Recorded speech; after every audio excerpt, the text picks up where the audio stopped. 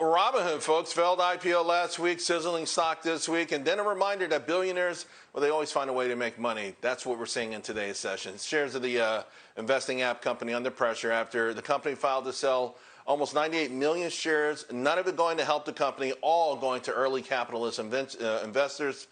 Meanwhile, AMC edging higher, this after a pretty rough month, down as much as 41%. It's been a tough one for investing apes, but listen, most knew this moment and periods like this will come. How do you fight your way through it? We're bringing in investment YouTube host Matt KORS. Matt, you've done a lot of work.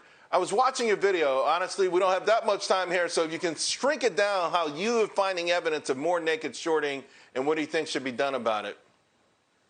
Yeah, to put it simply, I think this is one of the first times in the entire AMC saga that we have statistically backed data that is suggestive of counterfeit shares, or to put that another way, naked shorts. Now, I don't want to prompt any, I guess, horrific back flashes to your math class, but what's going on? August 9th, AMC is having its next earnings call, and this time they're taking questions from investors, and people are starting to ask those questions, and to do so, they're verifying their shares. And with this, we're starting to get an idea of the average ownership of the ape community. And no matter how you really approach this problem, it comes down to one thing for the shares that are allegedly in existence for AMC. The numbers are not adding up, and a lot of red flags are going off in a lot of people's minds, specifically within the Ape Nation community. So, it's so heartbreaking to keep hearing this, right? And then we had Gary Gensler. He was on TV this week. He won't come on this show. I keep inviting him on. And he's given lip service, right? I mean, how confident are you that anyone with some power to level the playing field, because let's face it, the hedge funds never run out of money. They get to write the rules, and then they get to skirt the rules. How confident are you that anyone will ever truly try to make this a more level playing field? Let me answer this one in two different parts. So with Gary Gensler, and maybe I'm being naively optimistic, but I do believe he is on the side of retail investors, traders, and I do think he's seeking market transparency and fairness. I question if he has the resources and tools available to him. And for the second part, I'm not going to lie, Charles, I was a bit discouraged when I realized he has yet to be on your show. And then I realized, well, of course, you got to save the best for last. I hear you. Well, I hope so. Hey, let's take a trip down memory lane because we're talking about people being diamond hands. It's easier said than done. In 2015, a retired gas station attendant, he was also a janitor, he passed away. He left $5 million. A janitor left $5 million to a local hospital and library. Ronald Reed actually had an $8 million fortune, and all he did was buy and hold. Now he had Procter & Gamble, JP Morgan, GE, CVS, General Motors, Deere.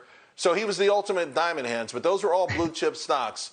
At what point does the ape community need to see some business improvement, some innovation from AMC and GME? Listen, you pick the stocks, you're sticking with them. Management of those companies, they'll have to come through as well, don't they? I 100% agree, and I do think it's happening. Maybe it's just happening a little bit more slowly than we would like to see. For example, AMC, they had that new partnership for the trilogy fight with UFC, and for every numbers that I read related to it, it was an absolute success. So I'm expecting more partnerships to really branch out of just showing movies. And then in reference to GME, they're doing all they can to really get into and build a strong foundation in cementing itself as the e-commerce for esports, which many of us know is an absolutely booming sector right now. So I believe it's happening, and it just kind of takes time to really move such a sizable ship of a business.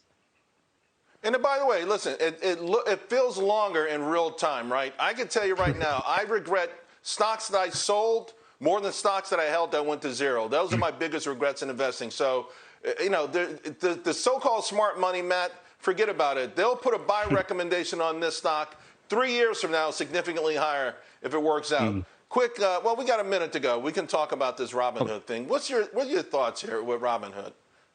I have 3 words for you: bearish, bearish, and bearish. And to explain those fancy 3 words right there, it's really twofold, I guess, for this one. First of all, we know actually from Gensler, who we were just referring to, Robinhood went out of its way explicitly to accept worse trade execution for its clients in return for higher payment for order flow, which is obviously against the entire name of Robinhood.